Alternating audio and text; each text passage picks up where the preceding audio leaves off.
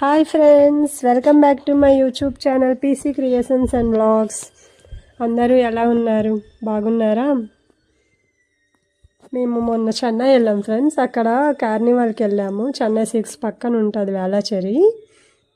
మా పిల్లలకి ice cream game ఆడిపించాం. చూడండి, ఆడుతుంది మా పాప.